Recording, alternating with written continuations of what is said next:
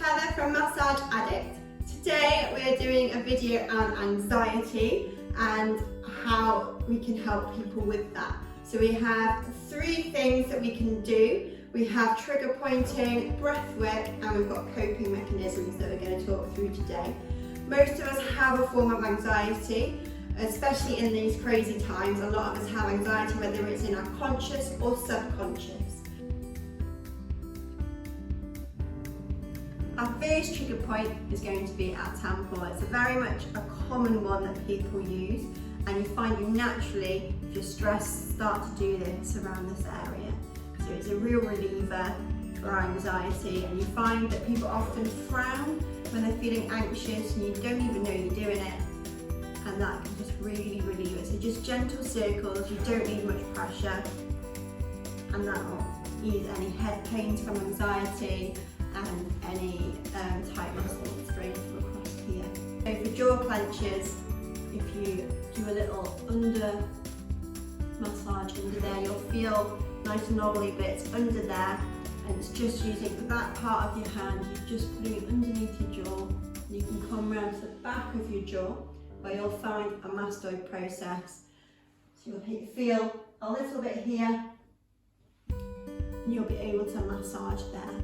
So our second area of the body that we're going to look at is the hand and arm. So in between your thumb and your first finger there is this little web bit. So you want to find a chunky bit of muscle that's in there. It's often quite sensitive, especially if you're quite anxious.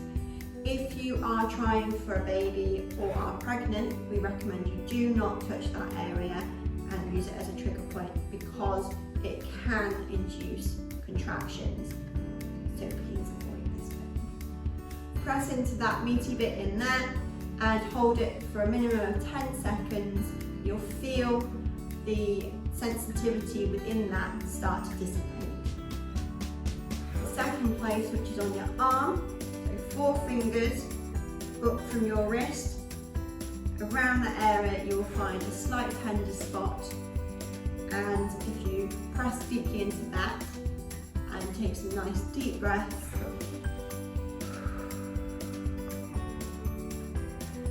that is a trigger point to ease anxiety also. We're looking at the back of the head with my follically challenged friend here down, and the next area is this occipital area here. So you'll see this beautiful head, you can see a line there. So you'll be able to feel it underneath your hair, and you want to massage across in circles underneath that ridge. So you can feel pretty sensitive and really good if done whilst you're in the bath. And as you come to the edge, you'll feel 2 little knobbly bits here, and in front of that knobbly bit, just behind the ear, so you're looking at this bit here, that is your mastoid process area and where your vagus nerve comes through.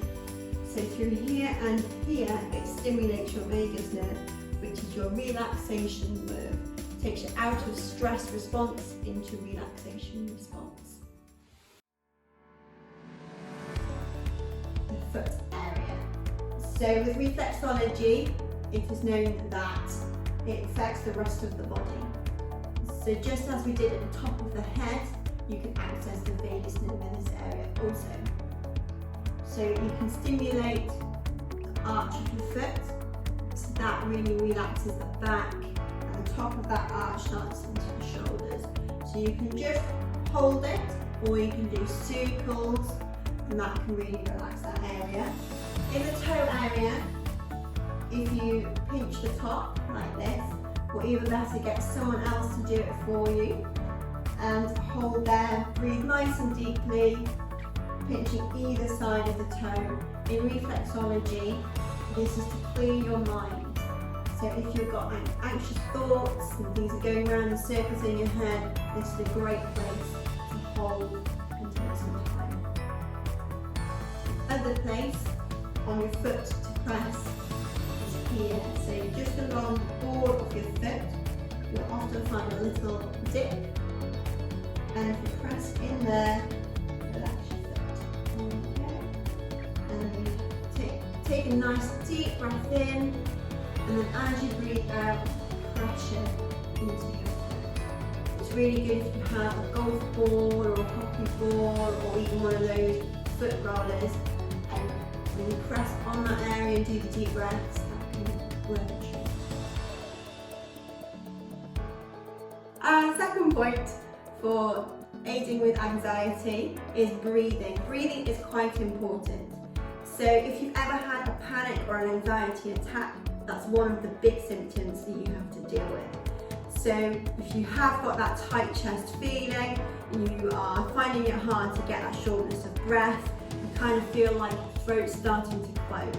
So breathing is the first massive indicator that you and others can see, and hear, and feel.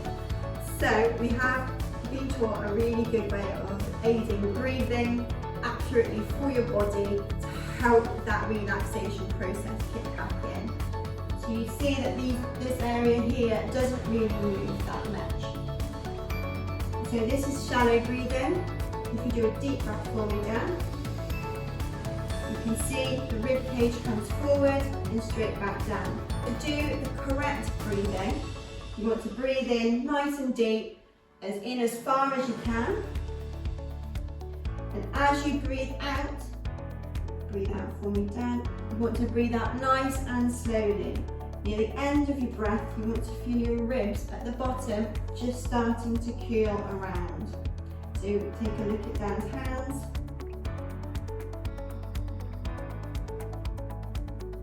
So he's starting to assist that curl inwards to aid that process. So your diaphragm has a really important role with breathing and aiding your relaxation and not getting stressed. You find that if you're stressed, your diaphragm tends to shorten, which means you can't get that deep breath that you need to get the oxygen into your body, which can make you feel quite dizzy. So Dan is now going to do a timing test. This is really, really good if you're really struggling to get your brain around the feeling of anxiety, you can't quite calm yourself down. It's a great distraction. Or even if you're just having a really stressful day and you just need to take time out for a second for yourself.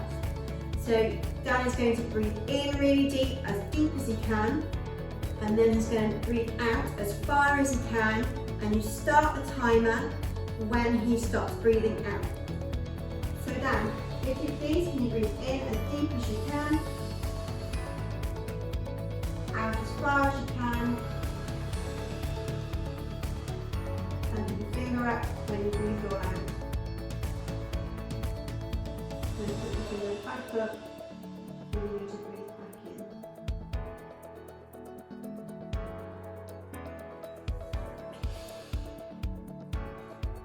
10 seconds, 10.5. Brilliant. So the idea is to do that a few times until you feel calm. We recommend once you feel calm, maybe do 1 or 2 more, just to really make sure your body is in that zone. And you end up concentrating on getting a better score than how you're feeling, which is what we want. So our final one is coping strategies. So we're going to look at a few different ways that you can help your mind trail off your thought process. So first of all, a really simple one of breathing in positive thoughts and breathing out negative thoughts. As weird as it sounds, it really does work. The next one is 3-3-3. So it's 3 things you can hear, 3 things that you can see, and 3 things that you can move. So it could be an arm, a foot, and your head. And that would work. So that's just to get your mind off what it's doing and getting into that anxiety cycle, bring it back into the present. So thank you guys for watching. I hope some of this is helpful for you, and let us know what you think. See you soon. Bye.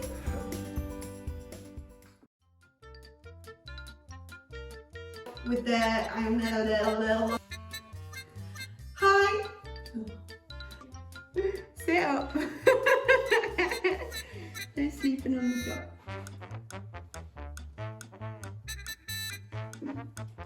Oh my God. try on. Then